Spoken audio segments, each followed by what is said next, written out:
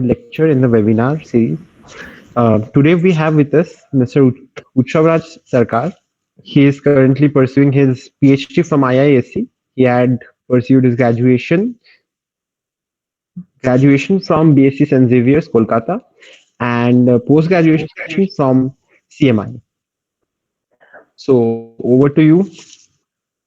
Yeah, so I'm currently sharing my screen. Can you guys see it? Just confirm.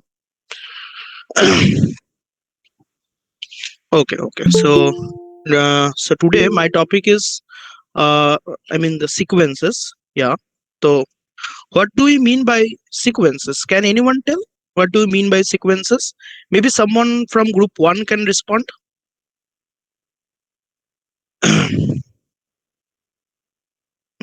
Exactly what is a sequence? Do you guys have any idea? I mean, you have studied some elementary sequences in class 11, 12, right? In AP is a sequence, right? GP is a sequence. And you have discussed about general term, the nth term expression, right? So, can you tell me what is a sequence? I mean, a random guess will, you don't have, Sir, Sequence is a we mapping can. from natural number to real number. yeah, huh? Sequence is nothing but a mapping from natural number to real number. Yeah, very good, very good. Yeah, the sequences. So, formal definition is, I'm writing the definition. So, a sequence uh, is a mapping or a function mapping from n to r. So here we are talking about real sequences. Anyone can talk about sequences of matrices, sequences of complex numbers, and yeah. So in respective sets, but since we are here for the real analysis, so we'll only consider the real sequences. So which are basically mapping from the set of natural numbers to real number.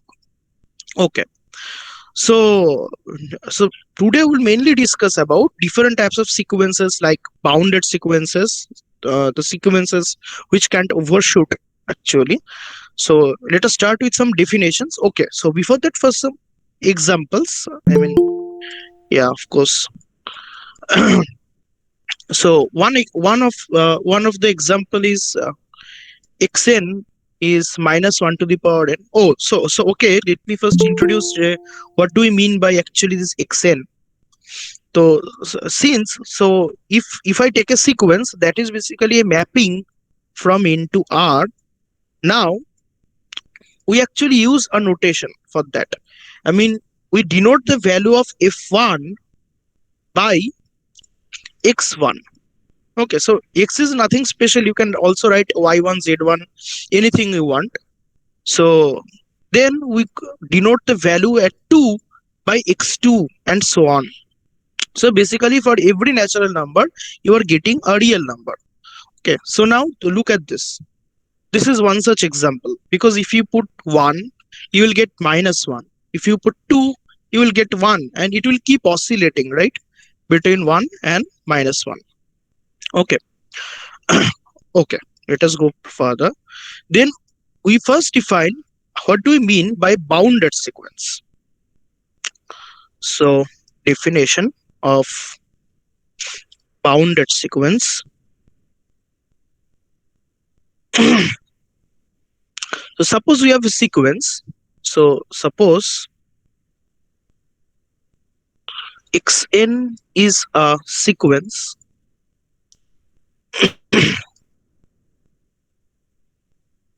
so we say that it is bounded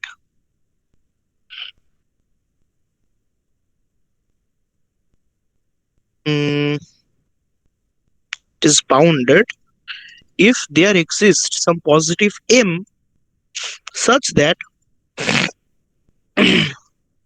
mod of xn is actually less than equal to capital M for all n. So that m will work for all natural numbers. So if you see it little bit graphically, then for every natural number you will get a point, right? So it is 1, it is 2, it is 3, 4, etc. And for every natural number you are getting a point. So suppose this is the line y equals m, and this is the line y equals minus m. So a bounded sequence actually means that your terms, the values, lie between these two red lines. That is, so here suppose it's x1, suppose this is x2, and suppose this is x3, this is x4, and so on. Yeah. Okay, is it clear? I mean, the definition of bounded sequence. So it has a bound. Your sequence cannot actually cross this strip. Is the definition clear? Can anyone confirm? Yes, sir. Yes, sir. Yes, sir. Okay, okay. So can you give example of 2 or 3 bounded sequences? Except that minus 1 to the power n thing, because I have already given that. So any other bounded sequences you can think of? 1 by Sin n. n. Okay, sin n, 1 by n. 1 Yeah, by they n. are, yeah, they are all bounded sequences. Yeah, very good. Constant sequence. Yeah, constant sequence are obviously bounded. Yeah, good. Okay. So yeah. So we'll have few more definitions before we begin with our main results here. Okay. So next definition is, okay, sorry. Yeah. So next definition is monotone sequences. What do we mean by monotone sequences? So monotone sequences are sequences which actually either keeps increasing or keeps decreasing as n increases. Yeah. So let me give a formal definition. So a sequence xn is said to be monotone increasing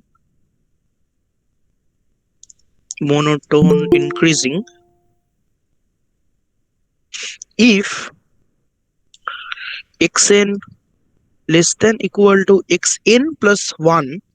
This holds for all natural numbers n. Yeah. So as n increases, I mean as the subscript increases, the value either remains same or increases, but it actually can't decrease. So that is the definition of monotone increasing sequence. Okay, so similarly you can also define monotone decreasing, right? So it is said to be monotone decreasing, said to be monotone decreasing if xn plus 1 less than equal to xn for all natural numbers n. Yeah. So monotone decreasing actually means the opposite. As the subscript or the input increases, the value of sequence may remain same or may decrease, but it will not increase. So many people like to say that monotone increasing sequence they also call non-decreasing sequence, and monotone decreasing sequence they used to call non-increasing sequence. Okay. So now one another definition is strictly increasing and strictly decreasing. So when you say it is strictly increasing, we don't have this equality sign here. Okay, you only have the strict inequality. That's why it is called strictly increasing. Yeah. Okay, so suppose if strictly increasing, then xn is strictly less than xn plus 1 for all n, all natural numbers n. Okay. Yeah, so that is what such a definition. Okay. Now, can you give some examples of monotone sequences? Any example of monotone sequences? 1 by 2 to the n. power n. 2 to the power n. 2 to the power n. Okay. One or two more examples. 1 by n. 1 by n. Yeah, it's monotone. Constant sequence. Right. That is also monotone. And interestingly, constant sequence are sequences which are monotone increasing and monotone decreasing at the same time. Okay. Can you give any other example of sequences which is non-constant but monotone decreasing and monotone increasing at the same time? Anyone can respond. Sir, is it even possible? Yeah, I mean that's the question. Is it even possible? Yeah. Why it isn't possible? Sir, because if it's monotone increasing, then xn plus 1 greater than equal to xn. If it's also decreasing, then Yeah. xn plus 1 less than equal to xn. From Yeah. both of these, automatically we get xn plus 1 equal to xn for all n. Yeah, very good. So it means that your sequence is constant. Yeah, good. Okay. Yeah. So this is the definition of monotone sequences. Okay. So I've defined what a bounded sequence is, what a monotone sequence is. Yeah. So now I'm going to. Okay. So do everyone here know about the completeness axiom, completeness property of R? Uh, do any of you familiar with the completeness axiom? I mean, which states that every non-empty bounded above set has a supremum. Yeah. Are you familiar with this statement? Yes, sir. Yes. Okay. Okay. Yes, sir. Okay. Okay. So I can assume that. Okay. Okay. So now I'm going to discuss a very interesting theorem, which is basically one of the founding stones of analysis. That is monotone convergence theorem. Um. Yeah. It's monotone convergence. Can you please explain the completeness theorem? Some of us are unfamiliar with it. Okay. Firstly, it's not a theorem. It's an axiom. Okay. Yeah. So I'm stating it. Okay. Uh, Thanks. okay. So completeness axiom. Uh, it's basically states that if a subset of R is bounded above,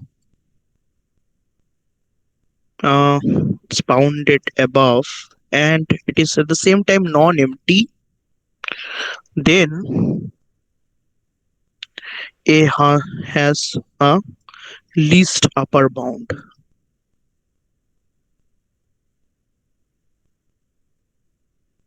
That is supremum.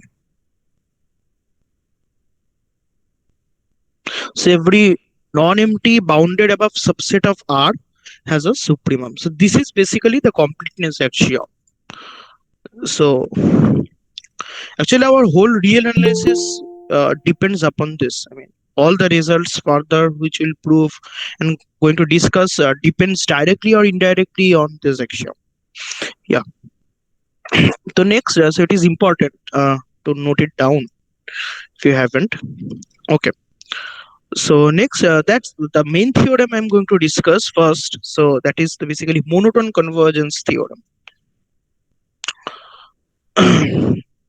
So this is monotone convergence theorem. So before going into the proof, let me just build up some motivation or intuition behind this result. Okay, so firstly, in this theorem, we have two words, right? One is okay. So okay, wait a minute. I can't actually discuss now because I haven't discussed what do you mean by convergence, right? Okay, yeah. So then, okay. So first we want to define what do we mean actually by convergence. So definition. So, okay, can you guess what I mean? What is convergence? Do any one of you have any idea of? I mean, a rough idea will work, not the actual definition. So, any idea or intuitive feeling about convergence sequence? What does it mean?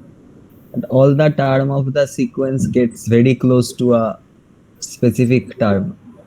Yeah, yeah, correct. Yeah. So let me first define it. So suppose that xn is a sequence. Suppose that xn is a sequence.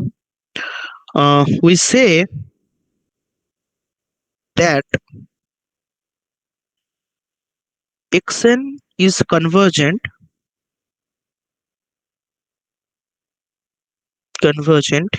if there exists a x belongs to R, a real number x, such that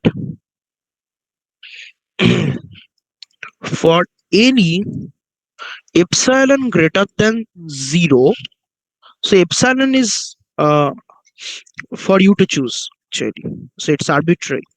For any epsilon greater than 0, there exists a natural number k such that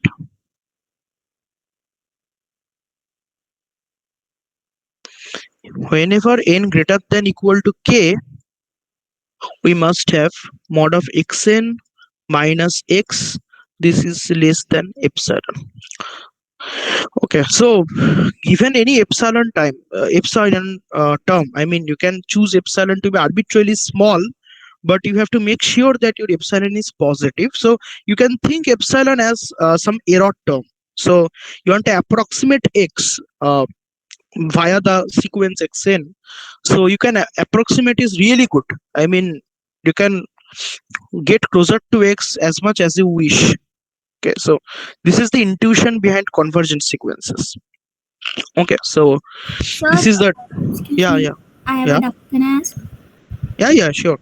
Can you please give like a very uh, basic idea like what is like epsilon is exactly? Okay, Because we like theory we have learned in theory many times it is used, but yeah. like what exactly it is and how like when it is supposed to be used. So Okay, so there are many definitions which actually involves the epsilon k or epsilon delta definition as we say it.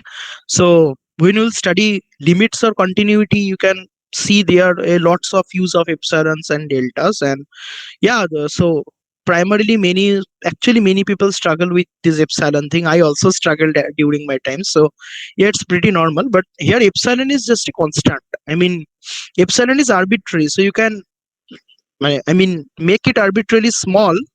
So it is not just some, I mean not a variable or something. So you want to make sure that the error of approximation of x via the sequence xn can be made as small as you wish. So that is actually, this fact is denoted by epsilon. I mean epsilon just yeah. So that is it means clear?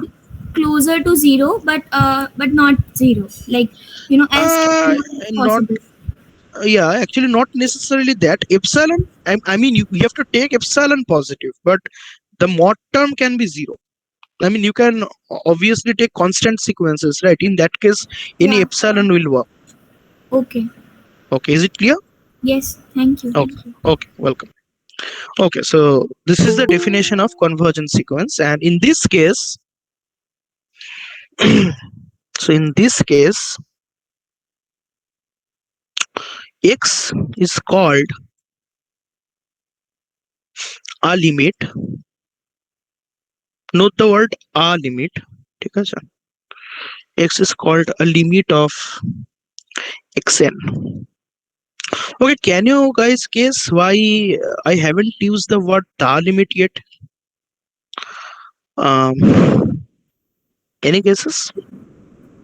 Because we have not proved that it is unique. Yeah, so can you give us some idea how can we prove that a limit is unique? And you can try. A rough idea will work. Don't have to just state the proof. Yeah, any rough idea will work. Via contradiction. Yeah, via contradiction. I mean, you can also say by using diagrams and all, because yeah. So this proof is really basic. I mean, I'm not going to do the proof, but yeah, that is true. The if a limit exists, it is unique. But yeah. So can you give some reason by using diagram or any argument will work? Um, If Yeah, there it are is. if there are multiple limits, then we can always choose an epsilon, which yeah, will basically not fulfill this condition for one of the two. yeah. Correct. Yeah. So okay, suppose we assume that it has two limits x and y that are not equal. So a possible choice for epsilon will be, I mean, what will be a possible choice of epsilon to arrive at a contradiction? That Their distance divided by half or anything. yeah. Correct. Yeah, good. So can you give example of some convergence sequence except 1 by n? I mean, no multiple of and translates of 1 by n will do. I mean, you have to give Constant. some. Yeah, constants are convergent sequences. Right. Yeah, 1 by n is also convergent. Yeah. Okay. 1 by 2 to the power n. Yeah, that also converges. Sir, Okay, any n case square plus 1 by n square. n square, yeah, that will also converge. Where that will converge? Any idea for the limit? 1, sir, 1. Yeah, correct. Okay. So if you look at the definition closely, it doesn't give you a way to calculate x, right? So in general, checking whether a sequence converges is a very difficult job by using only the definition, because it doesn't give you a way to find x or guess what x is, right?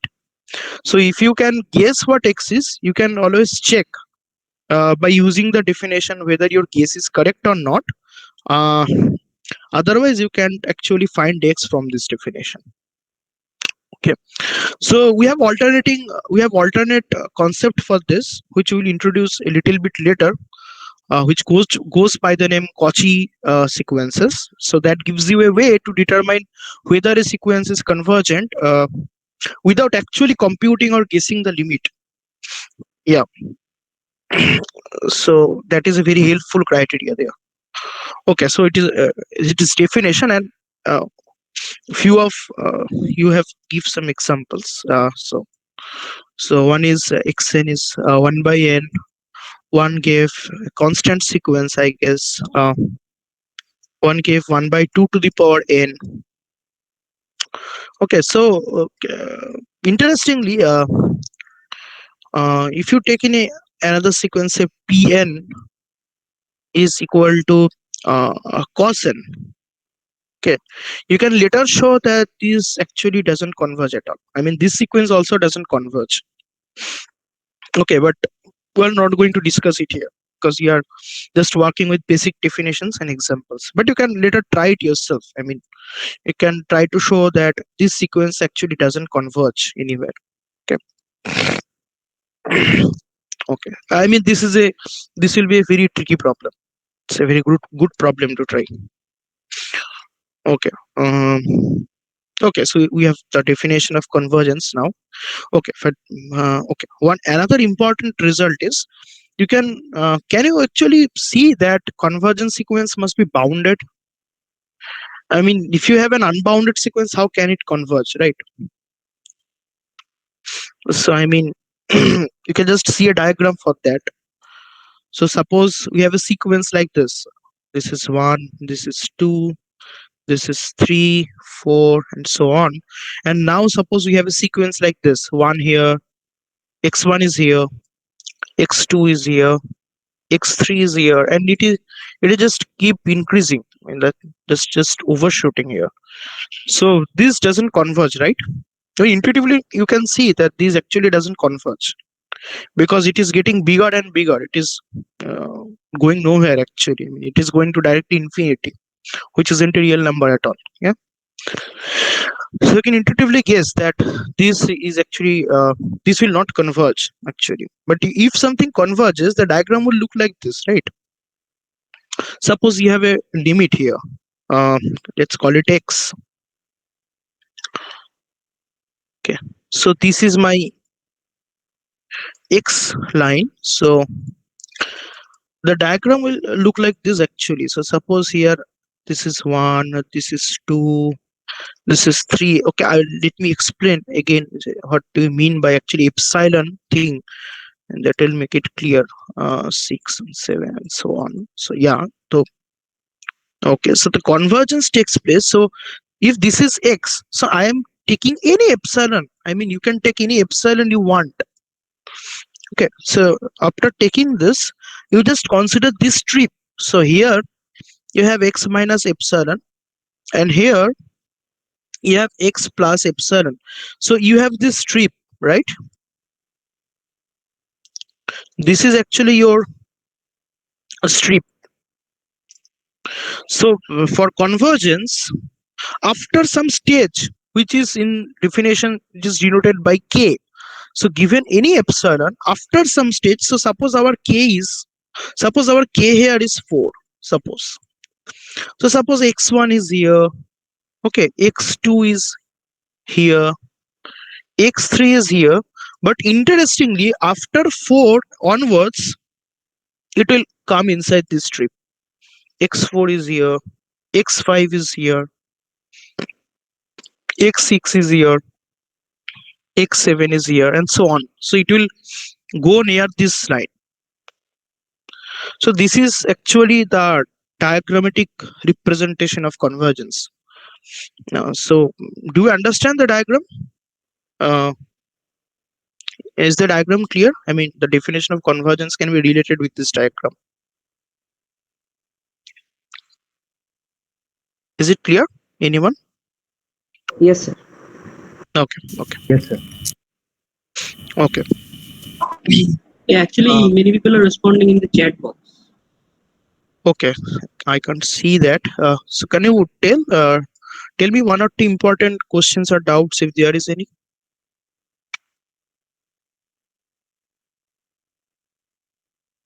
No, there is no question. There is only yes and no. Okay. It's okay. So how many yes are there and how many no's are there? There are many. Okay. Okay. So you guys will take tutorial, right? After this. So Yeah. So there is a question: is 1 by odd numbers a convergent sequence? From Suman Chobbe. 1 by? 1 by odd numbers. Yeah, 1 by odd numbers means 1 by odd means if you mean 1 by 3, 1 by 5, 1 by 7, this sequence, yeah, it converges. It converges to 0. Is it now clear? I guess yes. Okay, so Okay, Suman said yes. Okay, so Mridul, have you guys covered the Archimedean property in tutorial? Yes, Yeah. we have covered. Yeah. Okay, yeah, good. Okay, so you guys can try to prove these following limits. I mean, you can try to prove n square by n square plus 1 equal to 1. So you can take it as exercise. I mean, don't have to do it now. Limit 1 by as Shumanto, I guess, has said 1 by 2n minus 1. This is 0. Yeah, so you can try to prove all this. Okay, Mridul will do it in tutorial, I guess. Okay. Okay. So yeah. So definition of convergence is there. So now what we are discussing about that convergence sequences are bounded. It must be bounded. So you can see that after some stage for boundedness, this stripe will work, right? This stripe will work as a bound, right? Because after some stage, all the terms of this sequence are inside this strip, right? So you only have to take care about finitely many terms before. So that is the idea of the proof. So we'll now go to the proof. It's an important theorem to know. Yeah. So this theorem basically states that convergent sequences are bounded.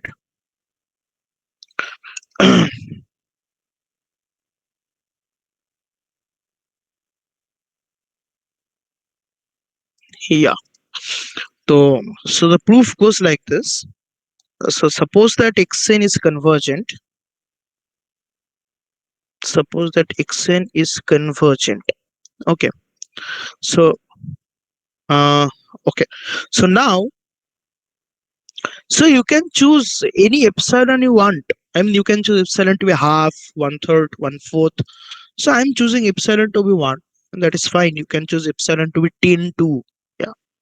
So suppose xn is convergent. Now, in fact, now choose. You can choose epsilon to be any fixed positive constant, 1 greater than 0. Okay. So by definition, okay, but before that, xn is convergent, and just assume this that limit xn is x. Okay. So now choose epsilon equal to 1. By definition, then there exists a k belongs to n such that mod of xn minus x, this thing will be less than 1 for all n greater than equal to k, right? So it is like this. So you can also now review the diagram if you want. Yeah, so you see it is like this. So x plus 1, x minus 1 is basically a strip when epsilon is taken to be 1. So see, after a stage, that is the definition. After a stage, here this is my k. Everything is going inside this strip. Yeah, so this phenomena is basically explained here mathematically, right? So by definition, that this is less than 1 for all n greater equals k. Now look at this mod of xn. This can be written like this: mod of xn minus x plus x. Then you can apply triangle inequality. So this is less equal to mod of xn minus x plus modulus of x. You get this, right? So now if n greater than equal to k, so now if n is greater than equal to k, from this we can use this inequality here. We get that mod of xn, this is actually strictly less than 1 plus mod x, right? So this is true. Okay. So if n greater than equal to k, we get this. So we have already managed the infinitely many terms. Okay. So we have to now look at what is happening before k. I mean, we'll look at this x1 to xk minus 1. So these are finitely many terms. You can take maximum of finitely many terms, and that is allowed. So now if you choose, say our capital M to be max of mod x1 up to mod xk minus 1, and then this expression 1 plus mod x. So can you see that this M will work? I mean, then mod of xn is actually less than equal to m for all natural numbers n. Can you see that this will work? Yes. Okay. So this basically means that xn is bounded, right? So our proof is complete. So I've shown that if you have a convergent sequence, then it must be bounded. So suppose someone has given you an unbounded sequence, so you can definitely say that it doesn't converge by using this theorem. Okay. So its converse is not true, by the way. Its converse is not true. Not all bounded sequences are convergent. For example, I started with some oscillator sequence, right? I mean, I started with this sequence minus 1 to the power n. So for this sequence, you clearly have mod of xn is equal to 1, which is definitely less than equal to 1 for all n. Here, the choice of m will be 1. I mean, you can also choose 2, 3, and anything greater than equal to 1 will work actually for this sequence. Yeah. So can you show, I mean, can you give any argument or intuitive argument or any intuition behind that xn doesn't converge?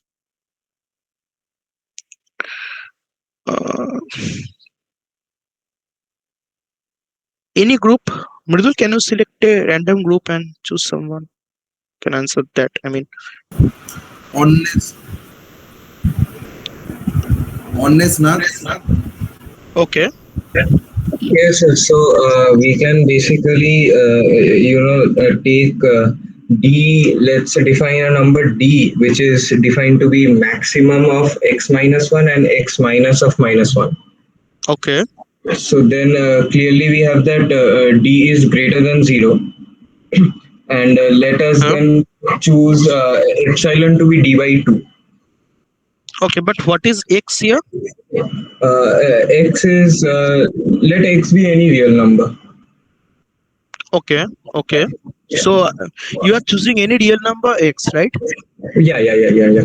and then what you are doing is you are taking maximum of x minus mod of x minus 1, x minus 1. No, mod of x minus 1. Okay, mod of x minus 1 and mod of x plus 1, right? Yes, yes. Okay, and what you are claiming is that this must be positive. Yeah, right, it is positive. Then So then what we can do is, like without loss of generality, we can assume that mod of x minus 1 is greater than or equal to mod of x plus 1. okay. So then clearly, according to a definition, D is mod of x minus 1. Yeah, okay. Okay, so then there exists some natural number capital N, say, Yeah, such that for all small n greater than equal to capital N, we have that the sequence xn minus x is less than epsilon. yeah. So that implies that minus 1 to the power n minus x is less than epsilon. Yeah, But now we can choose that small n to be 2 times capital N because it is also greater than equal to n. Yeah, so then it will also be true for n equals to 2 times capital N. So then that minus 1 to the power 2n minus x is less than epsilon, which is according to our definition mod of x minus 1 by 2. Yeah. So then we have And that will give you a contradiction, right? Yeah. Yeah, good, very good. Yeah. So this sequence is an example of a sequence which is bounded, but it doesn't converge. Yeah. But can you please repeat? There are some requests for repeat. I mean this proof. Not this proof. The last question and answer. Oh, okay. Yeah. So I was saying that this is an example of a sequence which is bounded, but that doesn't converge. So it is bounded because this is just oscillatory sequence. I mean minus 1, then 1, then again minus 1, then 1, and so on. So if you take a mod, everything will become 1, right? So mod of xn is 1 for all n, and here m is a possible choice. M equal to 1 is a possible choice. So in the definition of boundedness, so that means xn is bounded. And why xn isn't convergent? So it is basically this. So you have this minus 1, 1, minus 1, 1, so on, right? So if you have a limit, so you can do it by contradiction, right? So if you have a limit, say x is a limit, say x is a limit. Okay, so now what we'll do is we'll take our epsilon to be say half. Okay, so I'm doing a little bit different proof from what is suggested. So epsilon to be half. Okay, so that means by definition that there will be a k, because we have assumed that it is convergent, you will arrive at a contradiction. So there exists a k for which mod of xn minus x will be less than half for all n greater than equal to k, right? So we must have, so this in particular means that mod of x to k minus x, this is less than half, and also mod of x 2k plus 1 minus x, this is less than half, because both 2k and 2k plus 1 are greater than k, right? The only difference is one of them is even and one of them is odd. So x 2k is basically 1 and x 2k plus 1 is basically minus 1. So all you get is mod of 1 minus x, this is less than half, and also mod of minus 1 minus x, this is also less than half. Okay, so now you can just take a bracket here, add a plus, and this is actually same as mod of 1 plus x. So you just now add them and use triangle inequality. That's it. So you get 2 2 actually less than equal to mod of 1 minus x plus mod of 1 plus x, which is by our consideration less than half plus half 1, but which is not possible, right? So ultimately we are getting 2 less than 1, but this is absurd, right? So that means that your sequence actually doesn't converge. Yeah, is it now clear? Yeah, so they say that. Okay. Okay. So now, we have seen that there are bounded sequences which doesn't converge, but all hope is not lost here. We still have some kind of convergence there. We'll discuss it soon. Okay. So now we can talk about Monotone convergence theorem, I guess. Yeah. So there are all the terminologies which I need actually. Okay. So are you guys familiar with the supremum property? Um, are you guys familiar with the supremum thing? We have done Yes. this in the last tutorial. You have done that in last tutorial, right? Yes. Okay, so I can assume that. Okay. So now we're going to discuss the first important result, that is monotone convergence theorem.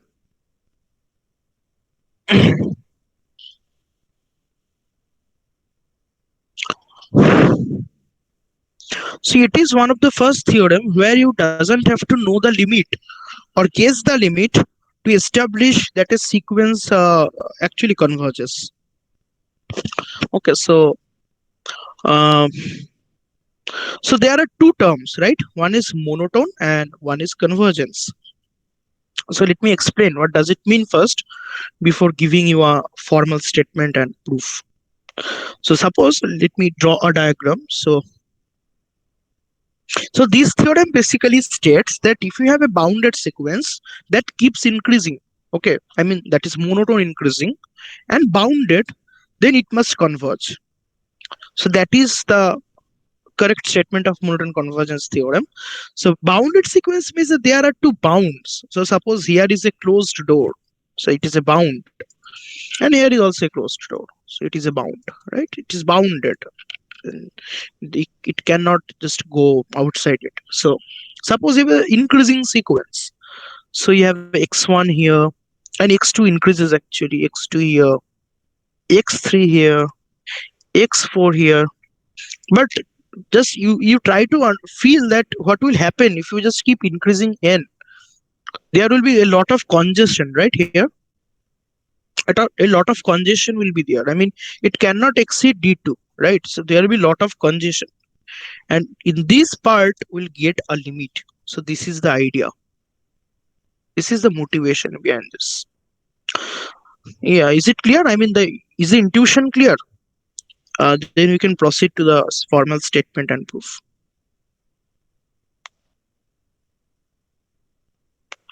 Can anyone confirm? I can't. Yes. Yeah. So in the chat box there are many. Yes. Okay. So let me give the formal statement now. Statement of, and the monotone convergence theorem is also called MCT in short. So we'll be referring to it as MCT in future. Okay, the statement of MCT means that if xn is an increasing is a monotone increasing sequence, monotone increasing sequence that is bounded, then xn is convergent. I mean, in this case you don't have to guess the limit. I mean, you can also say what is the limit. We'll see it in the course of the proof. Okay, so if xn is a monotone increasing sequence that is also bounded, so let me add an also here, that is also bounded, then xn is convergent. But can any one of you guess where should it converge? Any guesses? Supremum. Yeah, least upper bound. Yeah, that is supremum. Yeah. So yeah, that is the obvious idea here. Okay, so let me just straight into the proof. So now first we'll consider this set. So let capital A be the set xn, I mean the terms, set of the terms of the sequence. then is a bounded? Is the set A bounded? Yes, Why it is bounded? because it is given that Xn is a bounded sequence. Yeah, good.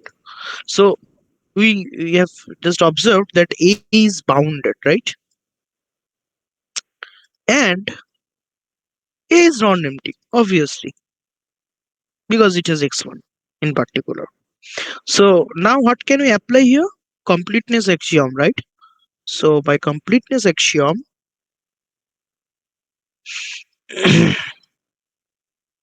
um, sup A exists. So you can take it as, okay, so let um, A star be your sup A, supremum of A. So our goal is clear, right? Our goal is to show that Xn will converge to A star. So that is our goal. Okay, so to show that, let me just go backward and just recall the definition of convergent sequences once more. Okay. Yeah, so there is the definition of convergent sequence. So if we I have already told you that this definition doesn't give you a way to find limit, but if you have a limit, I mean, you can guess a limit, you can check by using this definition. Not always, sometimes it becomes very much complicated, but not always. At least in this case, in the proof of MCT, you can actually check that your A star is your required limit by using this definition. So we have to first, what we have to do, we have to first take an epsilon and we show that there is a k for which this inequality holds. So that all you have to show. Yeah, so we are just really applying the definition here. No tricky thing is going around here.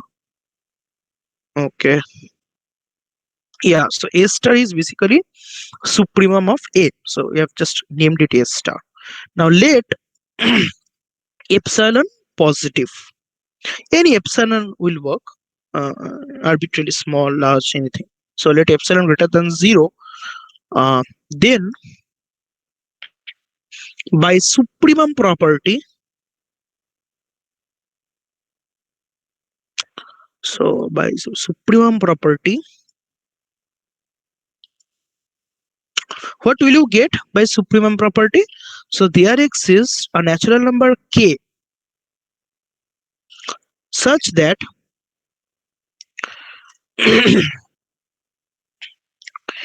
A star minus epsilon, this is strictly less than xk less than equal to A star.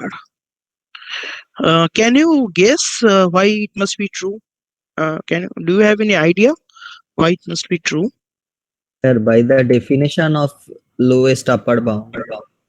Yeah, correct. And xk is an element of it. That's it. Yeah. So yeah, this is true. Now, if you take any n which is greater than equal to this k, then let us see what will happen. So take n greater equal to k. Then note that we haven't used the fact yet that our xn is monotone increasing, right? This is the point where this is the point of the proof where we actually use the fact that xn is monotone increasing. Okay, but show that. Okay, so we can write this A star minus epsilon. This is already less than xk, but since xn is monotone increasing and n is greater than equal to k, we get xk is actually less than equal to xn. But we also know that A star is supremum, right?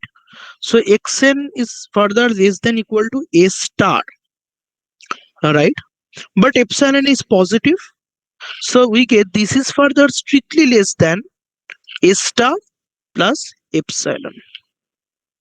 So now you have this inequality, A star minus epsilon strictly less than xn, strictly less than A star plus epsilon for all n greater than equal to k. which basically means that mod of xn minus a star, this is less than epsilon for all n greater than equal to k. Now, epsilon was arbitrary, right? Since the zero term or epsilon is arbitrary, um, you get that xn converges to a star as n goes to infinity. So basically this completes the proof.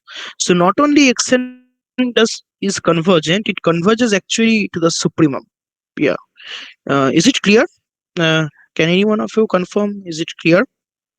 Yes, it's clear. Okay. Okay, so this completes the proof of monotone convergence theorem. So okay.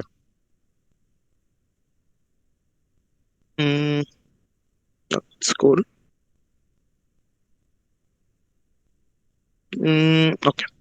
Okay. So now the proof of monotone convergence theorem is complete.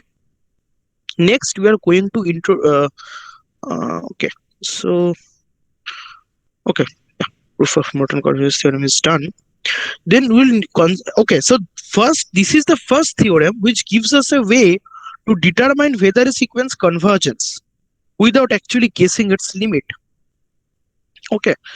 So one of the let me give you an example what it can do actually. So before going to the next result, so give an example. Okay, so can you show that this sequence, which is defined by this 1 plus 1 by 2 square plus 1 by 3 square plus 1 by n square converges? Can you give some argument or via which you can show that this converges? Of course, you have to use monotone convergence theorem, but yeah, can you give some idea how to show that this converges? This will be a monotonic sequence and Yeah. monotonic increasing. Yeah. And in fact, we can use the fact that 3 square will be 1 by 3 square, means from we have 1 by 2 square and 1 by 3 square. From 1 by 3 square to 1 by n square, we will try to bring it in the form of 2 to the power k.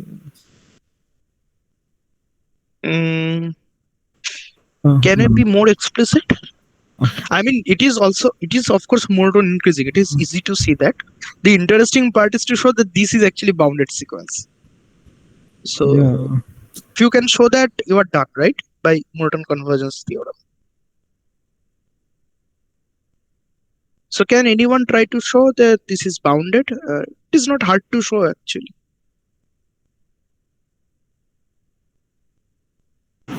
Sabnam? Sir, if we can show Can this you- is Okay, only continue.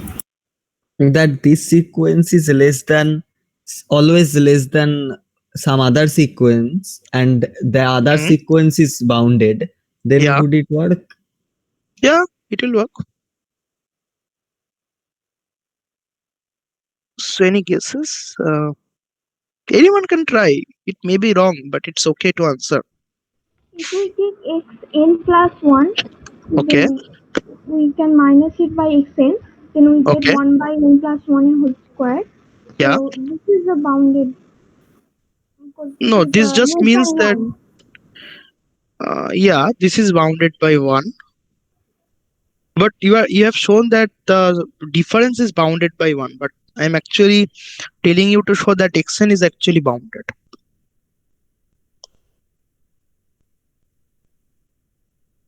So that actually proves that your sequence is monotone increasing, but not bounded. Okay, so I'm giving you 1 minute more to think on it. If not, then I'm going to give you a hint just here.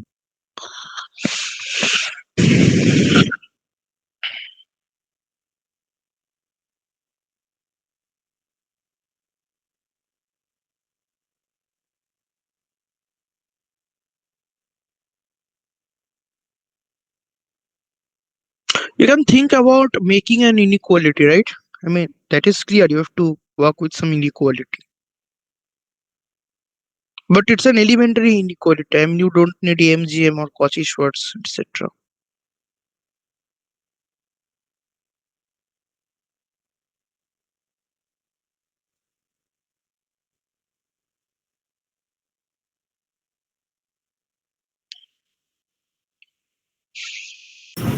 Rina, can you unmute? Rina is saying something. Supriyam is 1 and Infinium is 0. Rina, can you unmute? Sir, Yeah. if we take the natural numbers greater than 2, n greater than 2, then n square is also greater than 2 square. Right. Then we can say that 1 by n square is less than 1 by 2 square. Yeah, correct.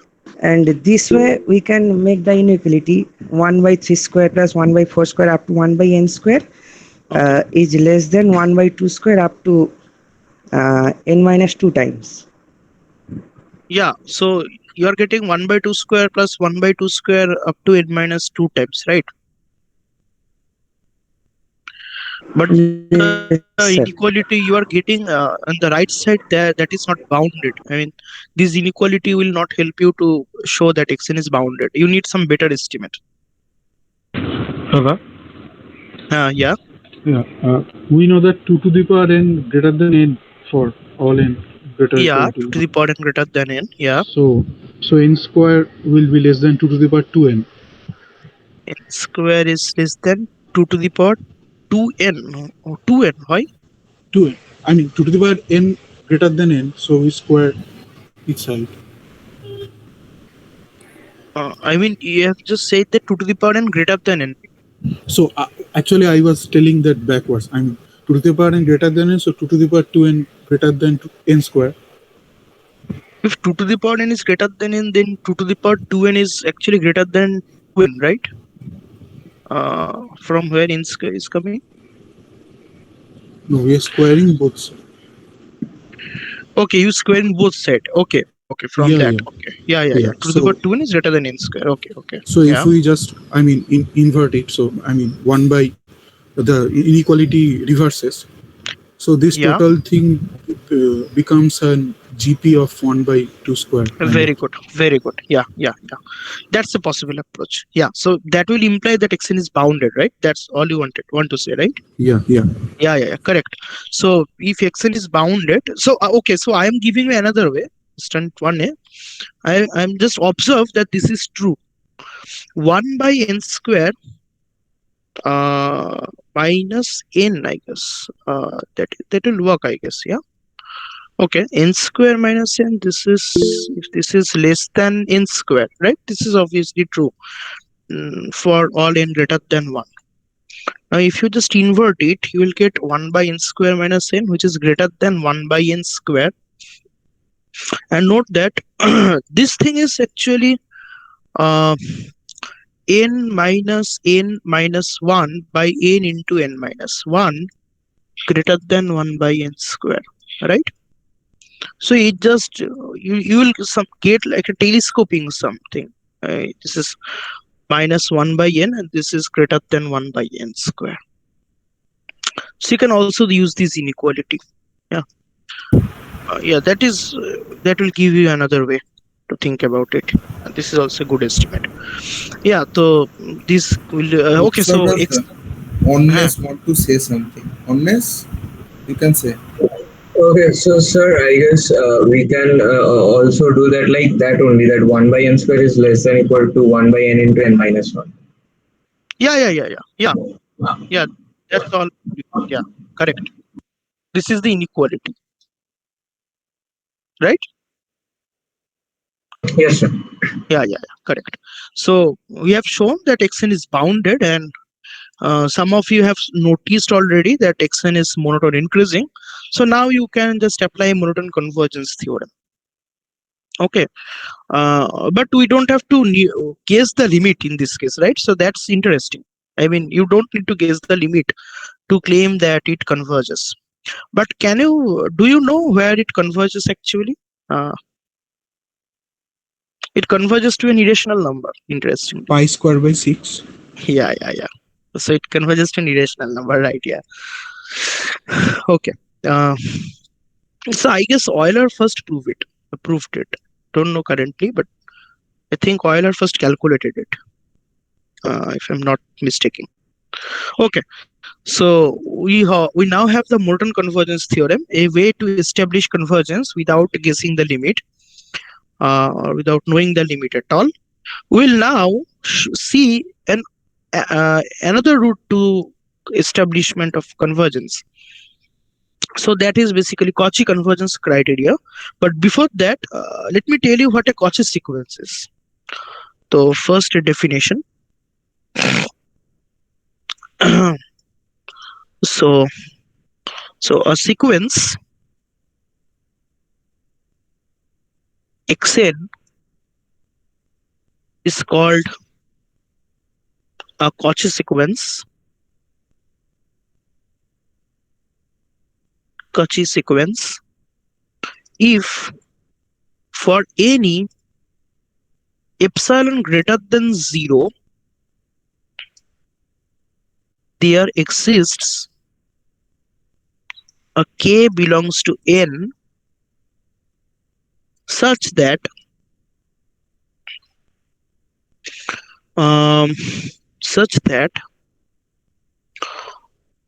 if mn greater than equal to k are natural numbers,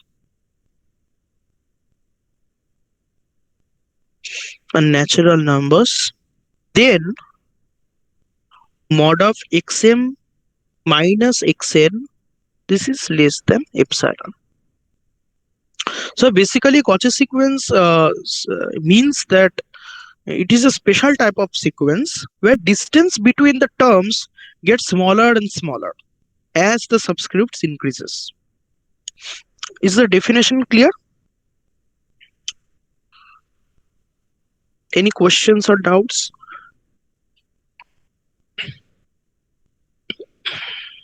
Is it clear? Can some of you confirm?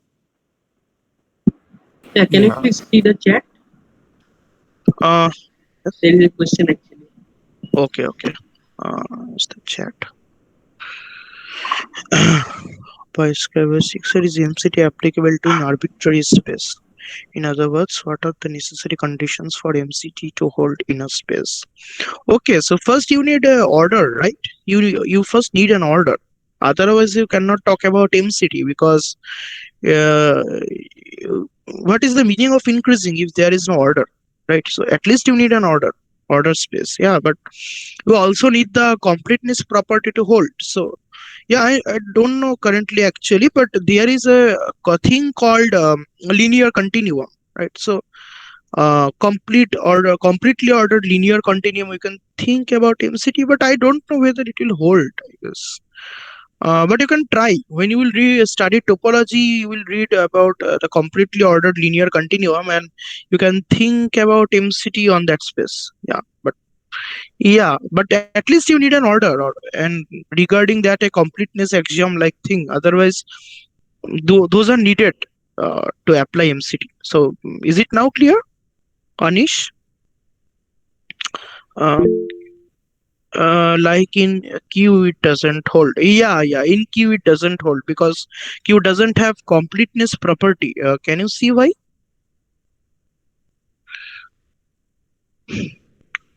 Yeah, good. So now is it clear, right?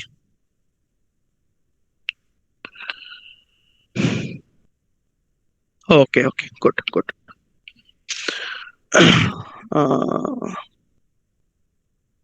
Yeah.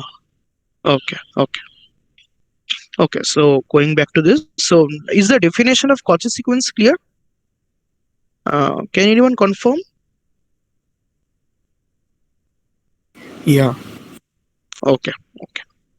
So now the interesting part is to show that so the first result we have for this is all Cauchy sequences are bounded. So that is the first result. I mean, we haven't shown that the Cauchy sequence must converge. We'll see that it is equivalent to convergent sequences. I mean, that a sequence is convergent if and only if it is Cauchy, but we haven't shown it yet. Yeah, but before that, we need one or two more results. One of them is Bolzano-Weierstrass, which we are going to prove soon. But before that, let me give you a theorem. So try to prove it yourself. I mean, it is just like the way which you have proved that every convergence sequence is bounded. So this theorem says basically every Cauchy sequence is also bounded. Every Cauchy sequence is bounded. Do you have any idea or intuition about this? I mean, how to show that Cauchy sequence is bounded? Not necessarily rigorous proof is needed, but any idea will work. If your idea is correct, it's good. Any idea to show that Cauchy sequences must be bounded? I mean, it's almost like the proof of the theorem that convergent sequences are bounded. So if you understood that, it will be a little bit easier for you to show. Yeah. So just using triangle inequality, we can show that the mod value is less than some, bigger value. And then taking the supremum of the mod values, we can just say it's bound. Okay, so I'm leaving it for the audience. I mean, you guys can try it. Okay, I'm just not proving it, but it's almost like the same. It's almost same as the theorem which says that convergent sequences are bounded. So can you guys do it yourself? I mean, you can just do it. Try to do it yourself because it is easy. Okay. If you can't do it, then Mridul will help you in tutorial, I guess. Yeah. Mridul, right? Yeah, you can just discuss about this proof in the tutorial. Okay. Okay, sure. So now we are just going to prove the Bolzano-Weierstrass theorem, but before that, we need one definition and one theorem, but then the Bolzano-Weierstrass theorem will follow. Okay, another question I missed it during our discussion of MCT.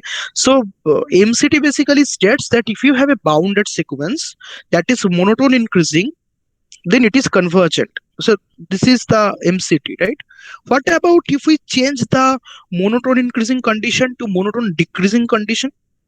Is the conclusion still true?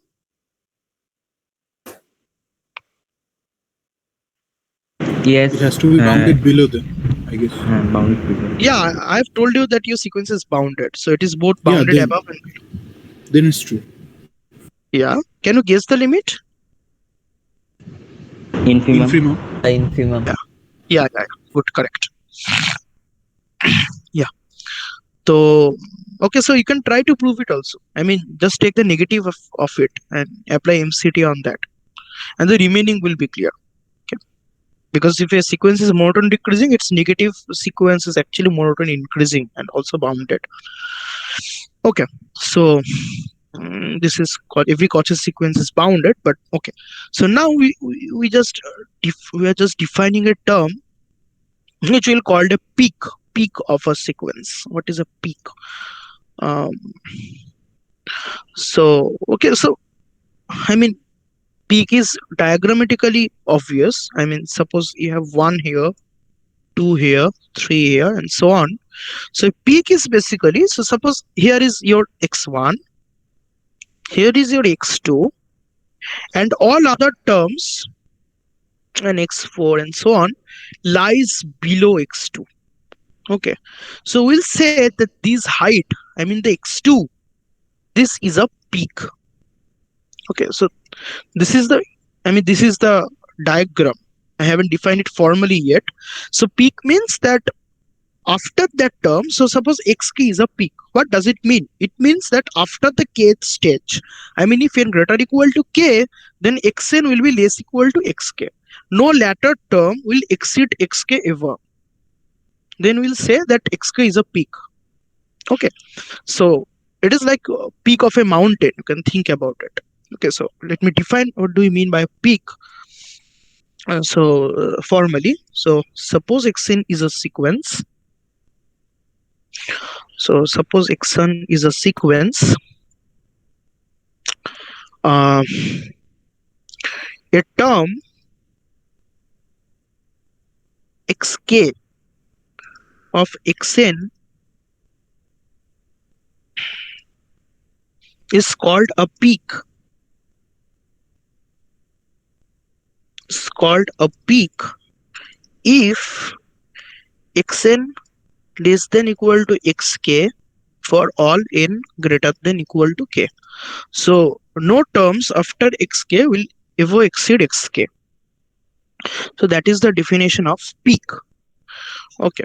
So now we have a very important result, which will actually give Bolzano-Weierstrass theorem almost for free. We'll see. So theorem, that means every sequence, not necessarily bounded, it may be unbounded, it can be bounded, anything. So every sequence has a monotone subsequence.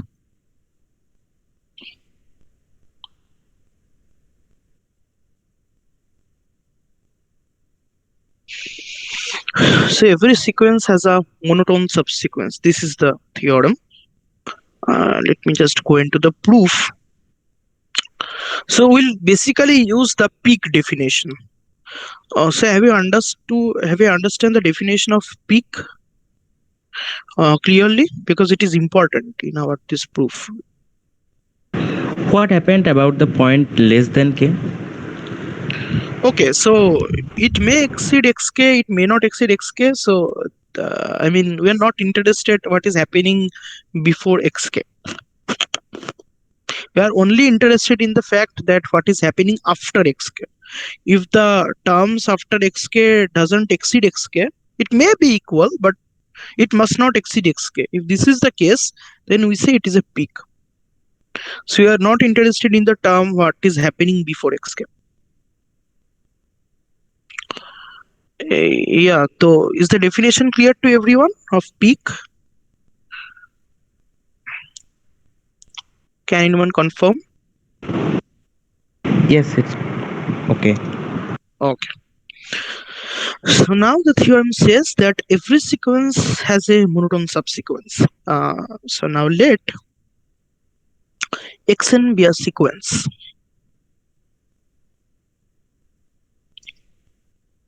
Now think it in terms of okay, so I haven't defined the subsequence yet, right?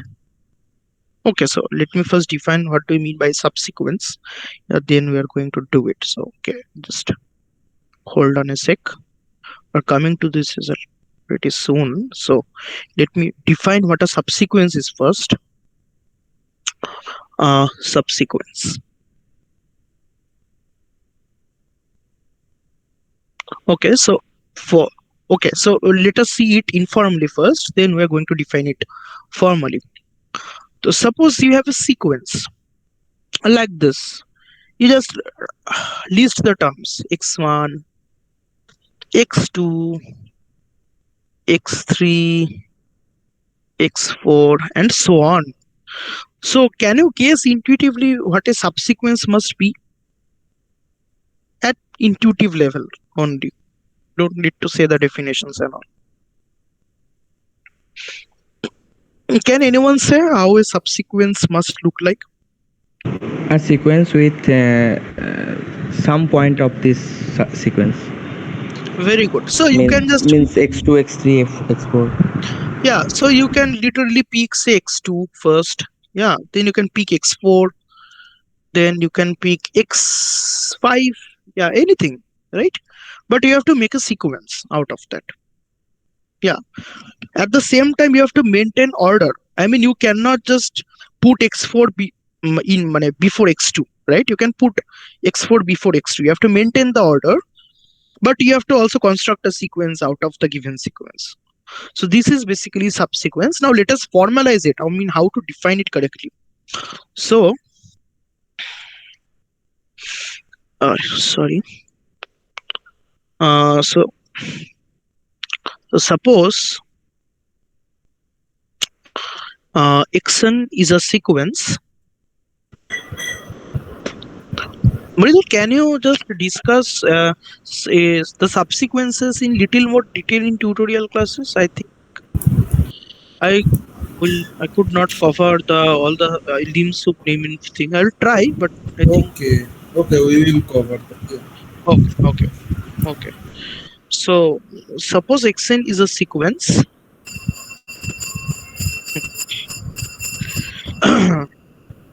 Xn is a sequence. A subsequence of xn, a subsequence of xn is a sequence of the form x subscript rn. I'm stating what it means actually, where rn is a strictly increasing sequence, strictly हम लगा देंगे increasing, भाई रुक जाओ strictly increasing sequence in n. So this is the definition. Now you can just tally it with the example, right? Look at these subscripts. So they are strictly increasing sequence of natural numbers, right? So it's like composing the sequence with a strictly increasing map, right? So xn is actually it's a sequence, right, from n to r. So now if you take any sequence uh, which is strictly increasing, given by n goes to say rn, this is a strictly increasing sequence, then you can just compose both of them to get a new sequence which is given by n goes to f of rn. So this is in the most formal sense. So it is a subsequence of the sequence f. So this is the, I mean, the picture which is going behind actually. But you can just think about it. You can just think it like this. You don't have to be that formal. If you wish, you can, of course, but yeah. For working purposes, this thing is enough. So suppose xn is a sequence. So a subsequence of xn is a sequence of the form xrn, where rn is strictly increasing sequence of natural numbers. So is the definition clear of subsequences?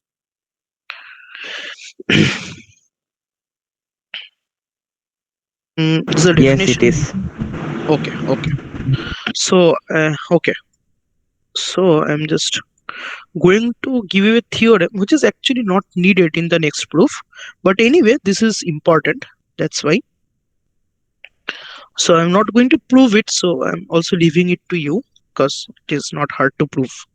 So this theorem is basically says that if xn is convergent,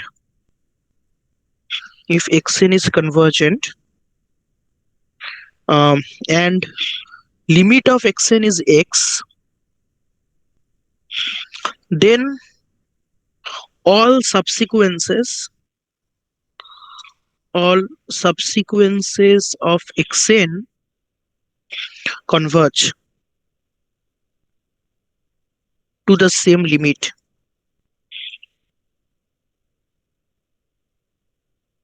So it is an interesting result to note. I mean, if you have a convergence sequence, then all of its subsequences are convergent, and they all converge to the actual limit. I mean, where the actual sequence converges. So it is just basically a little bit manipulation of the definition, and a definition of convergence and definition of subsequence. So it is not hard to prove. So you can try it yourself. Okay. Okay. So now we are going to show that result. I mean the theorem written earlier.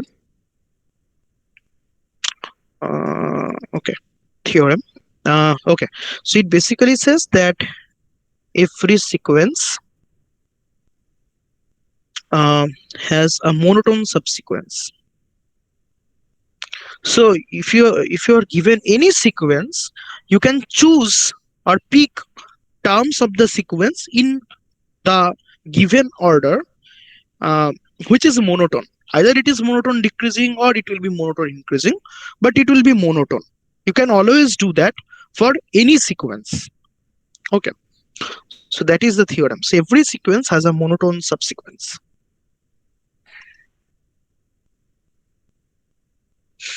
Okay, so how to prove it? So we'll now look at the peaks. Number of peaks of xn. We'll now look at the number of peaks of xn. So suppose xn is a sequence. The xn is a sequence. So now look at the number of peaks. So we have three cases, right? We have three cases. Three cases. So let me just write down the cases. So case one is when xn has no peaks. Okay, this is a case. Case 2, xn has at least one but finitely many peaks. So this is also a case. And the last case is xn has infinitely many peaks.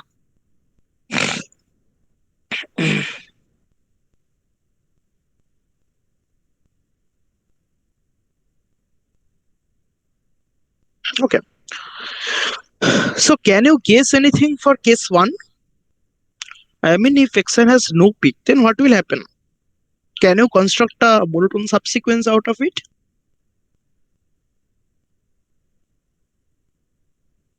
In fact, I'm telling you that you can actually construct a monotone increasing subsequence in this case. Can you think about it?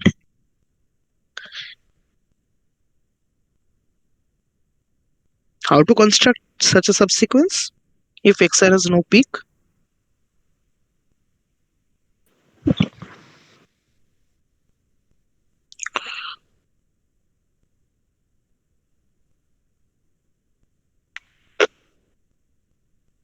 If we think of a constant sequence, then it has Okay. no peak. It has no peak, but it is No, not in a constant sequence, every term is a peak. Oh.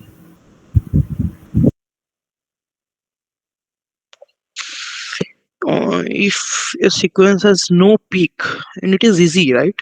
It is not that hard. Can just try.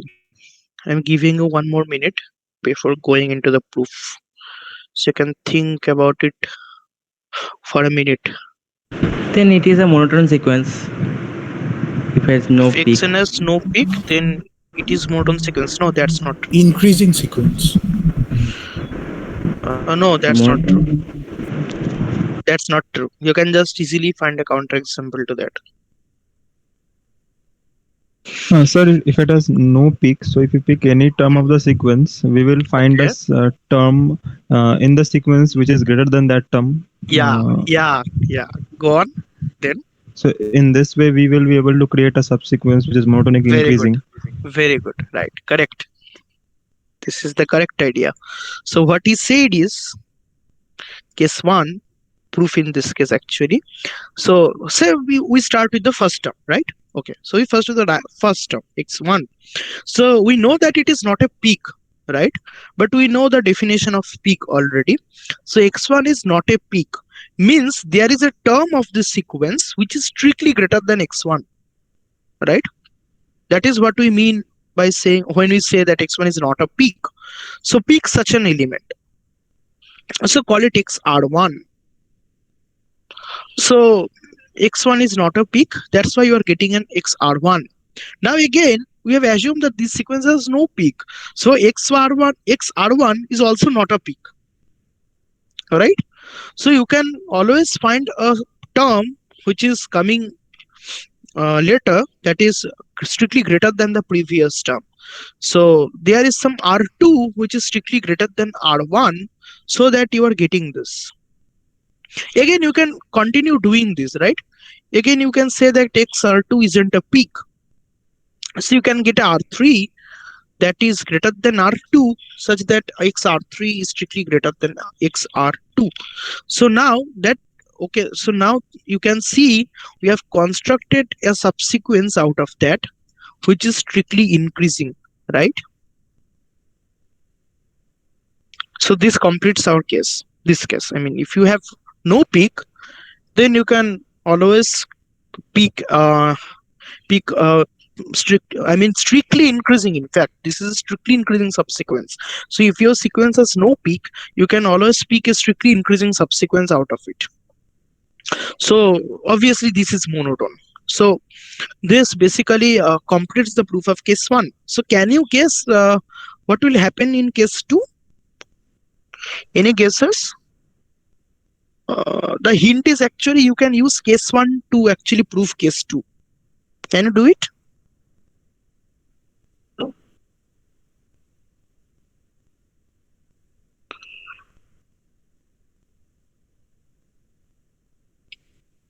So the main hint is you can use case 1 to prove case 2.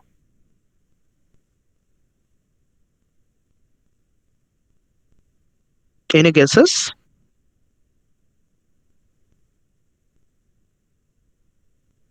Note the word finitely many peaks. That means, yeah.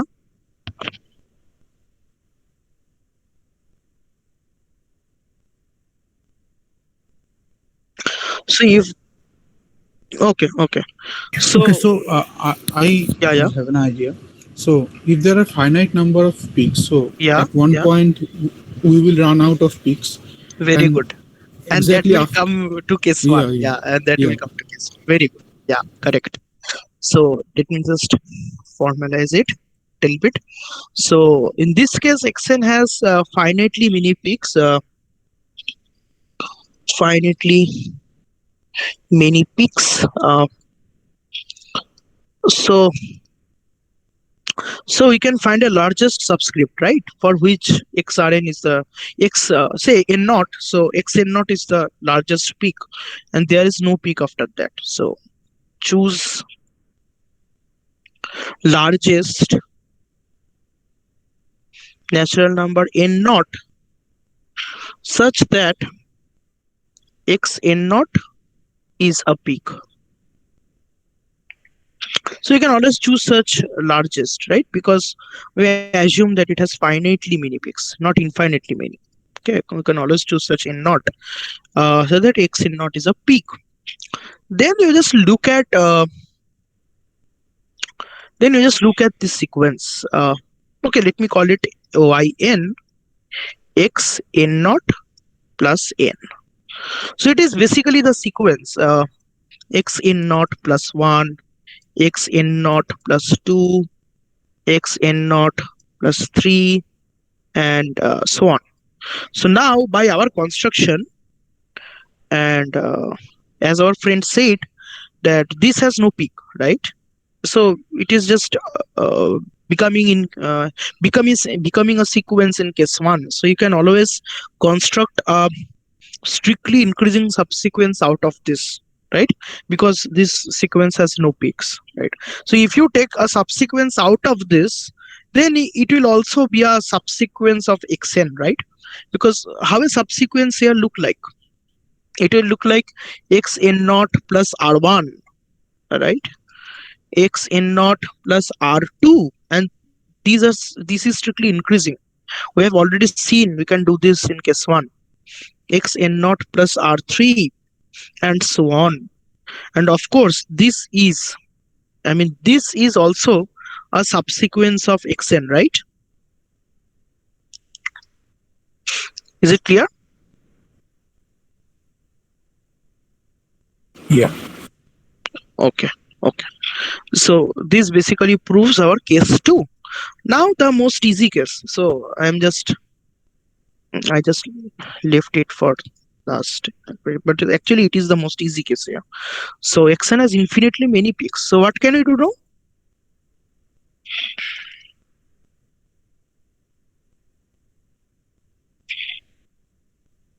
So how can I construct a subsequence out of this which is monotone? We can choose the peaks Yeah, and that will give you a monotone decreasing or Decreasing subsequence. very good. Yeah, so we have done all we have done all the cases, right? So we have actually shown that if xn is a sequence, then whether it has finitely many peaks or no peaks or infinitely many peaks, you can always construct a monotone subsequence out of it, right? So we have proved that any sequence has a monotone subsequence. Yeah. So is the proof clear? I mean, the idea of the proof clear or the proof clear? Is it clear? Can anyone confirm? Yes. Yes, sir. Okay. So now a very interesting result, which is actually we did almost the proof, almost did the proof for this result already. So let me just state it. It is Bolzano-Weierstrass theorem, a very important result in analysis. So Bolzano-Weierstrass theorem. So we have previously seen that not all bounded sequences are convergent, right? But interestingly, every bounded sequence has a convergent subsequence. That is very interesting thing about this theorem. So this theorem says you take any bounded sequence, you can always find a subsequence which is convergent.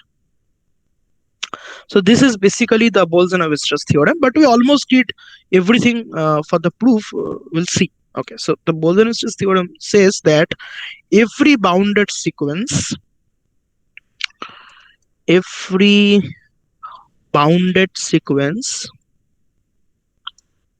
has a convergent subsequence. Every bounded sequence has a convergent subsequence. Okay, can someone tell me the proof? I mean, we have did almost everything of this proof. So can you just combine all the result we have did earlier and form a proof of this theorem? Rahul Saha, can you try? So I have an idea. I mean, it's obvious kind of, because Xn is bounded, and and we also know it has a monotone subsequence. Very good. Yeah. So it will also be bounded. Very good. So Then from that we can say it is convergent.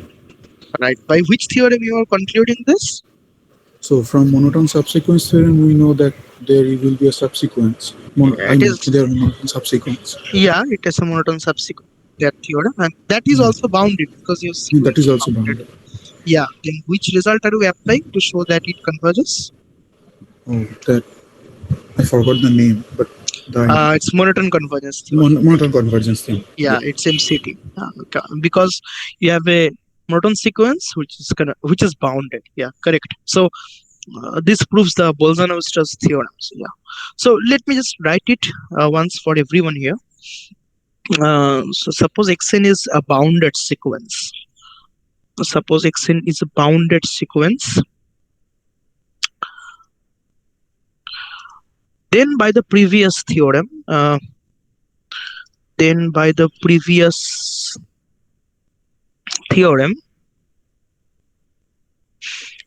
has a monotone subsequence. Xn has a monotone subsequence, but that subsequence is also bounded because the actual sequence is bounded, right? But the subsequence is also bounded.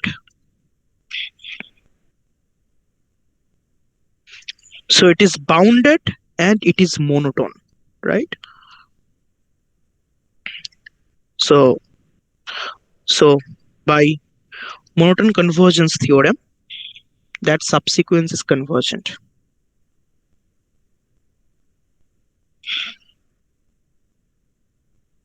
So this completes the proof. So given any bounded sequence, we can just extract a subsequence out of it that is convergent. So is the proof clear, everyone? Yes, it's clear. Okay. Okay, so now we're going to this important theorem, which basically states that okay, so if you have a convergence sequence, it must be Cauchy, and that is easy to show. What we have to show is if you have a Cauchy sequence, then it must converge. So for that we need the Bolzano-Weierstrass theorem actually. Okay, so that is known as Cauchy convergence criterion or Cauchy convergence theorem. So that will give us another result to show that something converges without actually finding or guessing the limit. A Cauchy convergence theorem, say. So this basically says for a real sequence or sequence, because you are already working in real sequence. Sorry, for a real sequence xn, the following are equivalent. The following are equivalent.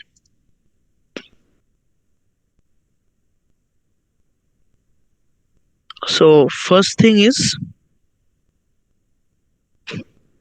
xn is convergent, and the second statement is xn is Cauchy. So these two are equivalent actually. I mean, if you have a convergence sequence, you can show that it is Cauchy. If you have a Cauchy sequence, you can show that it actually converges. So convergence sequence to Cauchy is not a big deal, but Cauchy to convergent, we need some theorems. That is Bolzano-Weierstrass theorem. Okay, so, and that is important because if you just recall the definition of Cauchy sequence, you can see that there is no mention of limits. Right, there is no mention of limits in the definition of Cauchy sequence, but still you can say that if your sequence is Cauchy, then it must have a limit.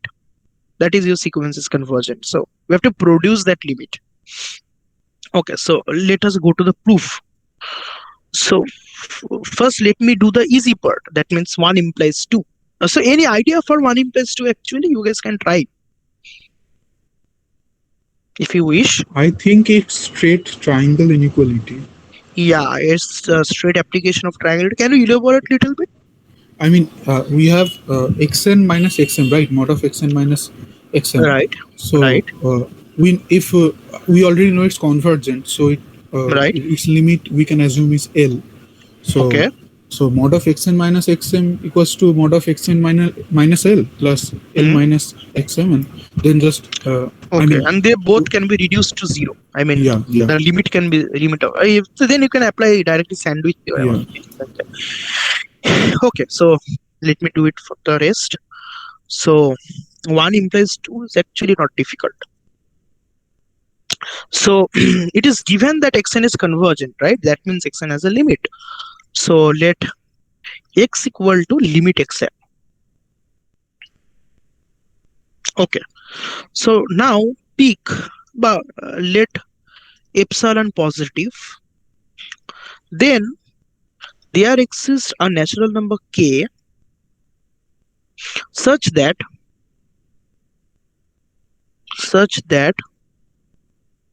mod of, okay, let me write it p because m and n will be recorded later.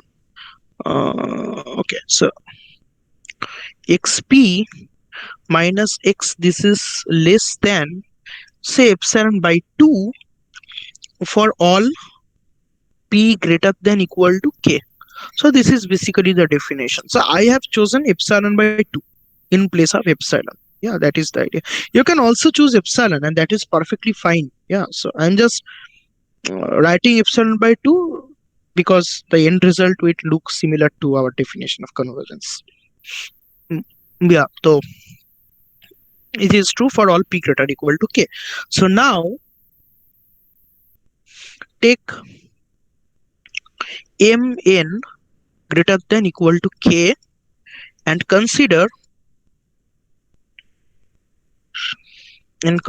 this inequality mod of xm minus xn. Then you can write it mod of xm minus x plus x minus xn. Then you just apply triangle inequality over here. So this is less than equal to mod of xm minus x plus mod of x minus xn. Now since m and n are both greater than equal to k, we can use this inequality, right? So ultimately you will have this expression is less than epsilon by 2 plus epsilon by 2, which is actually epsilon. Okay, so we have shown that xn is Cauchy. Is this part right? I mean, is it understandable? Yes, sir. Okay, so we have proved that convergence sequences must be Cauchy. Now the converse part, and this is the interesting part of this result. Is 2 implies 1. So we have to show that every Cauchy sequence converges. So let xn be a Cauchy sequence. So let xn be a Cauchy sequence. Then we know that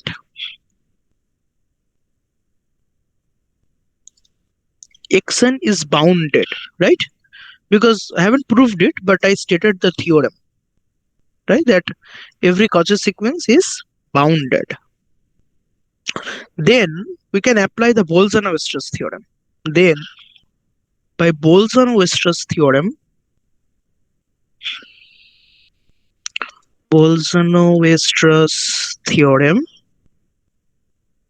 which we'll call BWT in short, Bolzano-Weierstrass theorem, xn has a convergent subsequence, right? Say xrn. So suppose this subsequence is convergent. Okay, now let limit xrn equal to x. So since it converges, it has a limit. It must have a limit, right? This is by definition. So we claim, what is our claim? Our claim is pretty much obvious at this point. In this point, right? We claim that xn converges to x. This is our claim. We want to show this. So we have started with a Cauchy sequence. Then we know that Cauchy sequences are bounded. Then we applied the Bolzano-Weierstrass theorem to get a subsequence that is convergent. We call the limit of that subsequence x, and now we are claiming that the main sequence which we started with, that is xn, that must converge to this limit x. Okay, and to show this, we will apply the definition of Cauchy sequences. That's it. Okay, so first note that this is the key idea, that this is the flowchart of the idea. So observe that, in fact, we just consider mod of xn minus x, because we want to approximate it, right? This is equal to, can write it, mod of xn minus xrn, say, plus xrn minus x. This is mod, and if we apply triangle inequality, we get less than equal to mod of xn minus xrn plus mod of xrn minus x. Can anyone try? What we should do next from this step? From Cauchy, the first part is less than epsilon by 2. Yeah, for sufficiently large n, right? For some k n comma rn greater equal to some k. Yeah. Yeah, correct. I mean, if you take n sufficiently large, then I was saying that mod of xn minus xrn will be less than epsilon by 2, and that is correct. That is due And the to the, next part, yeah, and the next part is obviously epsilon by 2 because yeah, because converge. that is the limit. Very good. Yeah. So I'm just becoming a little bit shaky here without just going to all those details of k and all. So now let epsilon greater than 0. I can fill up the rest, I guess. It's pretty much easy. Let epsilon greater than 0. So for all sufficiently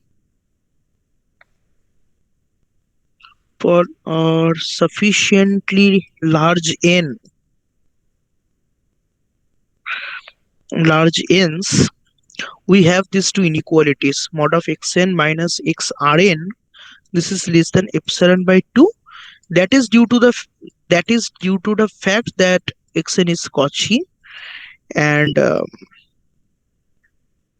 mod of xrn minus x, that is also less than epsilon by 2. That is due to the fact that xrn converges to x. Now you just add them, right?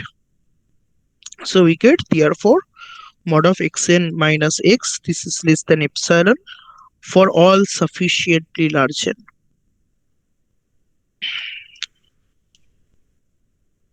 Large n's.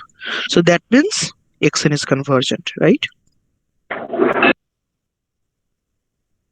So is the proof clear to everyone?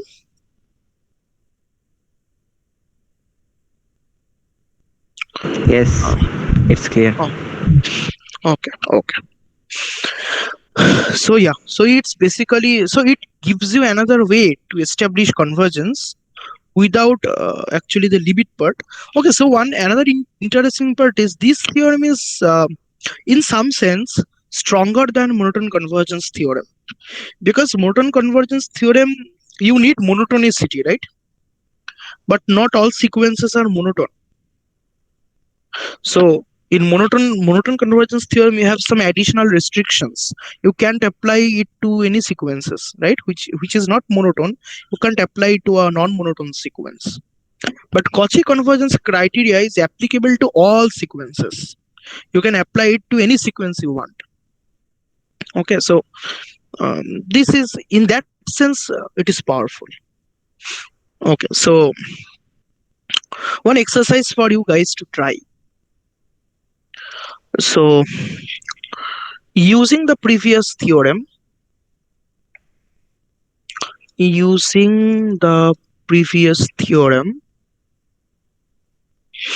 show that, so you can try it yourself, the sequence xn given by 1 plus half plus 1/3 plus dot dot dot plus 1 by n is not convergent.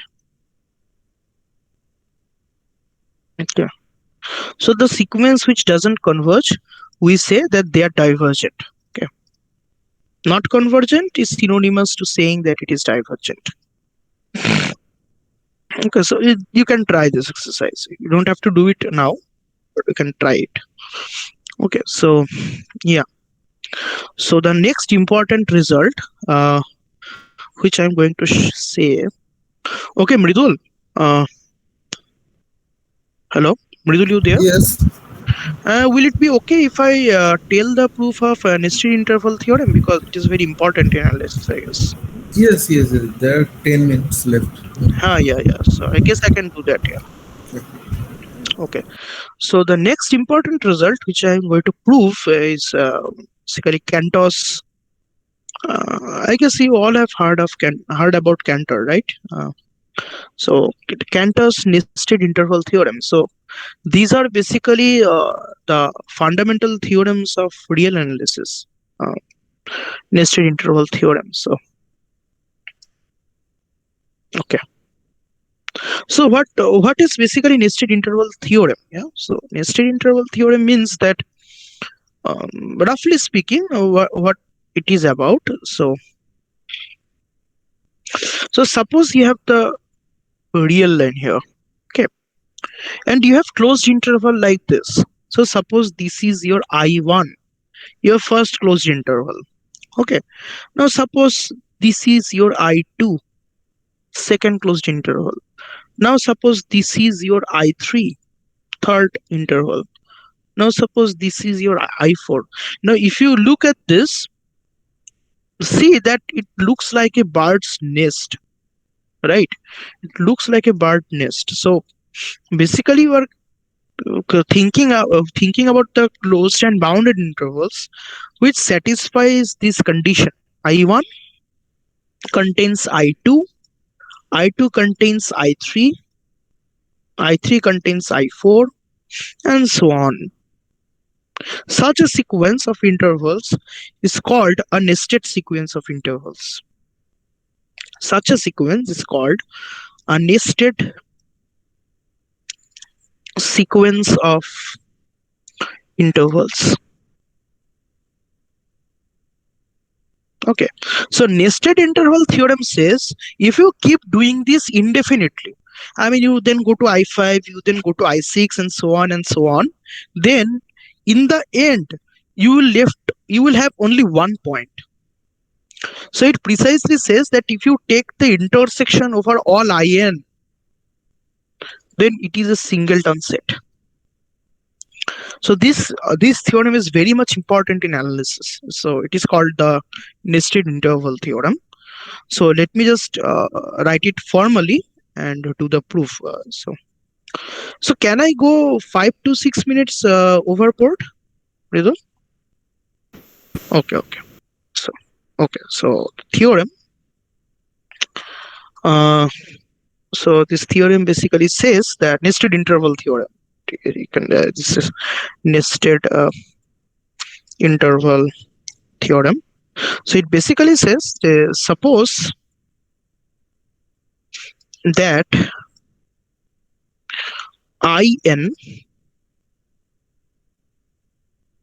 n equal to 1 to infinity is a nested sequence of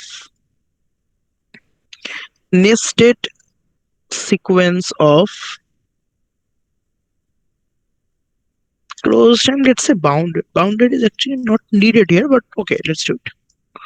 Bounded sequence, sequence of closed and bounded intervals IN, which is given by say this AN comma BN. It look like this, suppose. Okay, so that actually means that IN contains IN plus 1. It is true for all n. For all natural number n, it is true. Okay. States closed and bounded intervals. Okay. If limit Bn minus An, this is 0. Okay, so in our diagram, exactly this is happening. You can see it, right? If you see our diagram here, you can see that the length Bn minus S is nothing but the length of the intervals, right? So it is going to 0 because the interval is going smaller and smaller. It's becoming smaller and smaller, right? So the length is going to 0. So this is the case. This is an important case. If limit a Bn minus n is this is 0, then this intersection n equal to 1 to infinity In, this is actually singleton x for some x in R.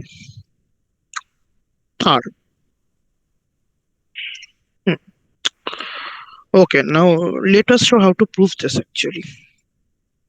Let us prove this. So this is basically last result of today's lecture, and the remaining problems I guess will be discussed by the organizers in tutorial sessions. Okay, so how to prove it actually? So let us see what are the properties of the sequence An and Bn's if we consider the inclusions. I mean, these are nested inclusions, right? Okay, so first observe that what is what is in plus 1? It is closed an plus 1 comma bn plus 1, right? And this is actually a subset of an comma bn, which is in, for all natural numbers n. So yeah, this is given, right? So this actually means that an less than equal to an plus 1 for all n, and bn plus 1 less than equal to bn for all n, right? Is it clear? Up to this stage, is everything clear? Yes. Okay. Okay, so all we have noticed that is an is a monotone increasing sequence, right? An is a monotone increasing sequence, and at the same time, bn is a monotone decreasing sequence. Okay, then our aim is to show that an is bounded above and bn is bounded below, so that we can apply the Monotone convergence theorem. So that is our main goal, to apply the Monotone convergence theorem. So can you guys guess how to show that an and bn's are bounded actually? How to show that these sequences are bounded?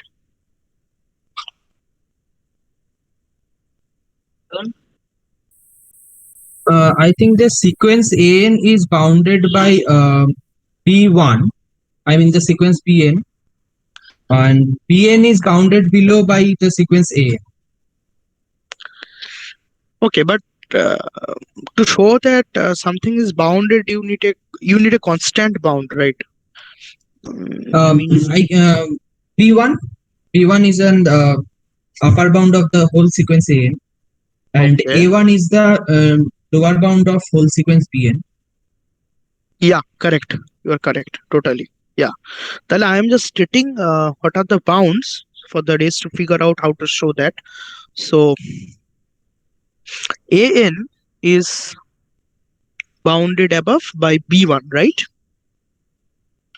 Bounded above by b1. So this is a statement, and the other statement is bn is bounded below by a1. So you have to check all this. Okay, I'm just stating what is happening here, but you have to verify all this stuff. Okay, so an is bounded above by b1 and bn is bounded below by a1, and an and bn's are monotone sequence, as we have already seen. So we can apply the Monotone convergence theorem. So by Monotone convergence theorem, say an converges to a and bn converges to b as n goes to infinity. Yeah. So this sequence have limits by Monotone convergence theorem. Now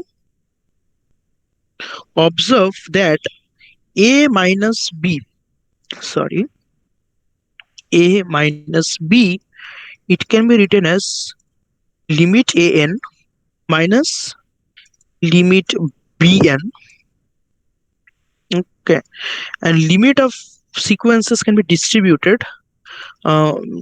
This is due to the sequence algebra of limits of sequences. Okay, I guess Mridul, will you cover this algebra of sequencing tutorial in detail?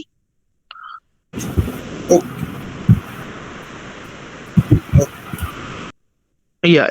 So limit difference of limits of two sequences same as limit of the difference sequence. I mean, this is limit an minus bn. Also, you can take constant out of this limit. It is like the limit of functions which you have studied during 11 and 12. So it is just like that. You can also do those things for sequences. And it is given that this limit is 0 in the hypothesis, right? So this is basically negative of 0 and this is basically 0. So all we get is a minus b is 0. So that basically means that a equal to b. Okay, so we call this common value x. We call this common value x.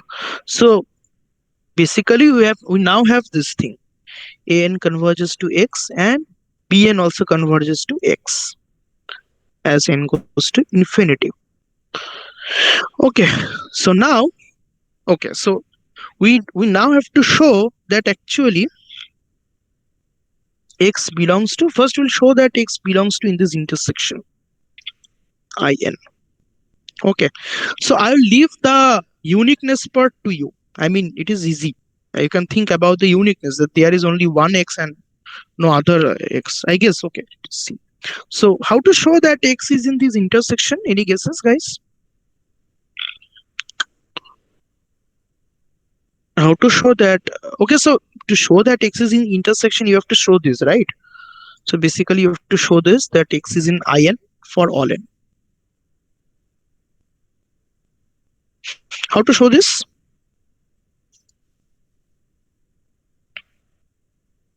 Any guesses? We are working with closed sets here.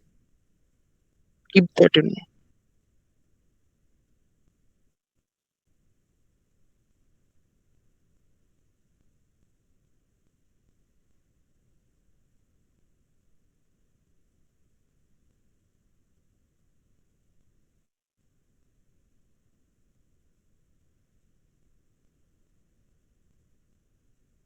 Okay, no guesses.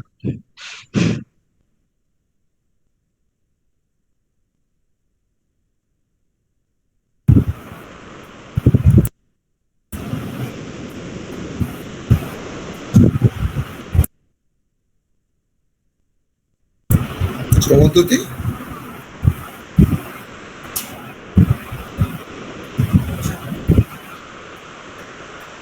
Yeah. Okay, so can I continue then? Yeah. Okay. So now we claim that actually x is in in for all n. Yeah. So okay, how to show that? So um, okay, so let me just change the notation a little bit because it will be easier for you guys to understand. Otherwise, there are too many n's, so we don't need that much n. So it just rename it to k. The indices. Okay, so all k in n. Okay, so how to show that? Okay, so first observe that.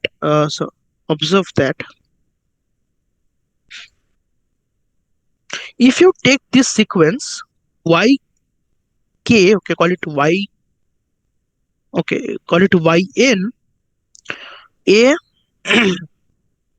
k plus n, then these are all in ik, right? For all n, right? Is it true? Can anyone confirm? Yes, sir. Why is it true? Because this sequence is nested, right? Yes, sir. Yes. So now, what is this? This is a subsequence of an, right? And since an converges to x, being a subsequence, this must also converge to x, right? So this basically implies that yn converges to x, because yn is a subsequence of an, and we know that an converges to x. That's why. Okay. So yeah, so yn converges to x. Now also yn is in ik for all k. Okay, so yn is in this sequence lies entirely on ik, and ik is closed in R, right? So if a convergent sequence is lying inside a closed set, can we say that its limit is also in that set? right? Because closed set contains all of its limit points, right? Yeah. Yeah, so that basically implies that X is in IK. And now this K was arbitrarily chosen, right? You can take any K and do the same construction all over again, right? So it's basically true for all natural numbers K. So basically we have shown that X is in IK for all natural numbers K. So this basically means that the intersection actually contains X.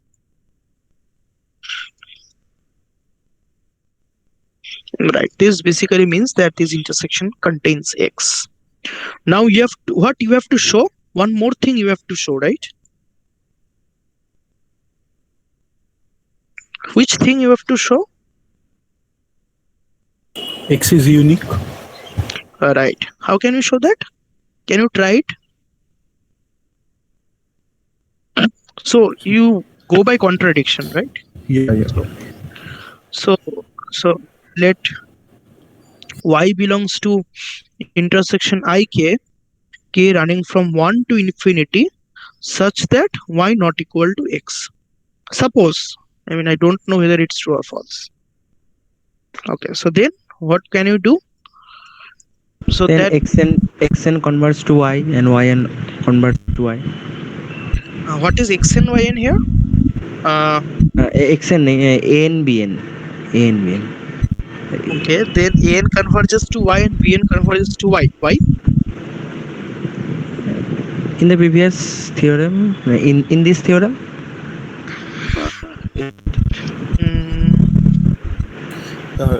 If we can show that, I mean, y minus x is less than epsilon. Yeah, that's the key idea here. Yeah, that's the key idea here. So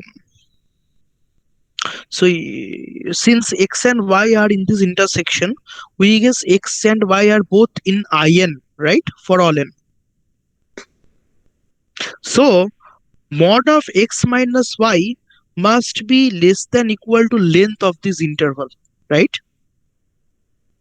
And this is definitely greater than equal to 0. Right? Is it true? Yeah. Now it is given that this thing goes to 0, right? As n goes to infinity. So this whole thing actually implies that y must be x. Is it correct? Yeah, by sandwich. Right, by sandwich, or you can always use epsilon thing, right? Because I haven't sandwich theorem. But you can of course use epsilon argument.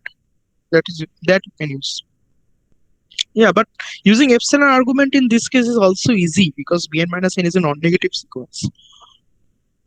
So that's that. So it is a contradiction, right? Because we have assumed that y is not x. Yeah, so this is a contradiction. So there is a unique x in this intersection. I mean, so we basically have that the intersection is a singleton set here. So therefore, this intersection is only contains x. So it's a singleton set. Yeah. So any questions? Excuse me, sir. Yeah. Say. Sir, in this previous proof, if we have assumed that x is not equal to y, then we can show that there are infinitely many numbers between x and y, so we can construct an interval between them also. Okay, you can construct an interval between them. Yeah, you can, but then so there are more intervals between x and y. So x and y are not in the intersection of all in. So that is a contradiction. Yeah, that's correct. But you have to make it rigorous. I mean, I get your idea, but you have to make it rigorous. Okay, and sir. I think there will be some complications if you write it rigorous. Okay, you can definitely try doing that. Okay, so you can talk with Mridul and other people who will be taking your tutorials today, I guess. So they will talk about it more. So Mridul, you can just discuss about lim sup, lim inf and sandwich theorem with sequence algebras. Yeah, and then you can just talk about the problems regarding that. I couldn't cover the Cauchy first limit theorem because of the time constraint. But yeah, okay. So any questions, any doubts regarding to this lecture? Any question from beginning to the end, or any doubts? Okay. I have one question. Okay, sure, ask. In the last theorem, nested interval theorem, Yeah. We are taking countable intersections, right? Yeah, we're taking countable intersections. I mean, is it true for uncountable many intersections? Yeah, it's actually a very good question. Let us just see what will happen if we take uncountable intersections, right? Take any closed bounded set. Okay, so here.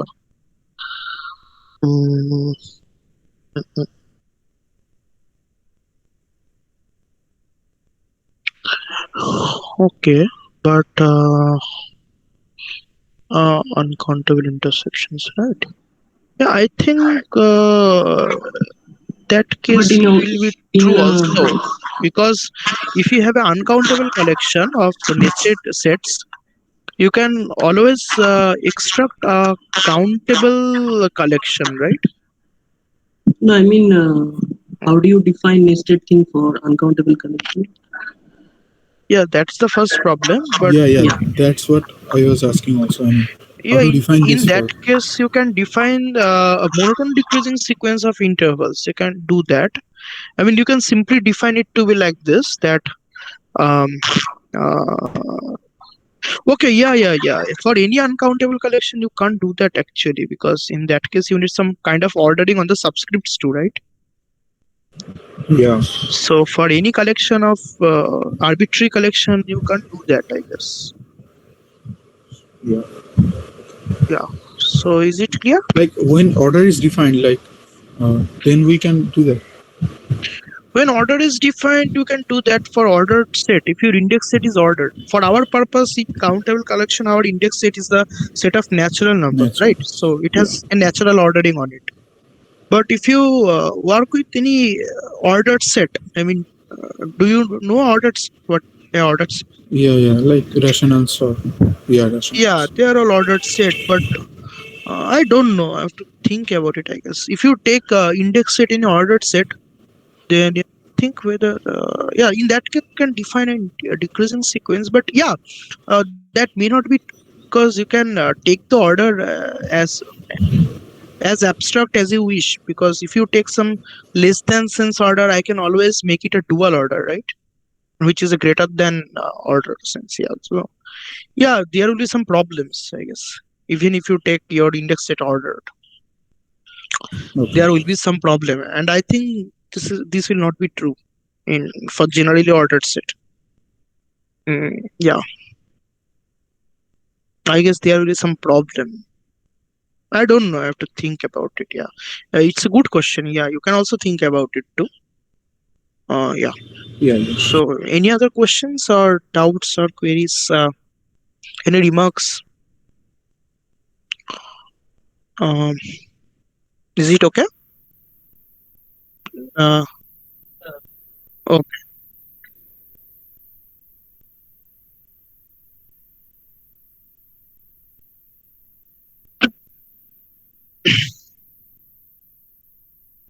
Okay, yes, I'm checking the chats. There is no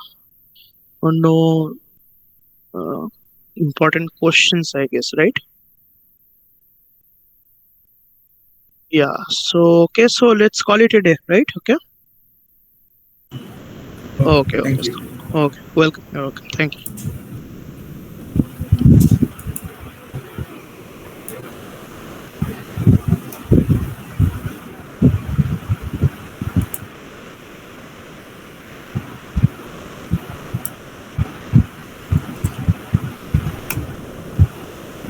Niladri lift করছি আমি তোটা। হ্যাঁ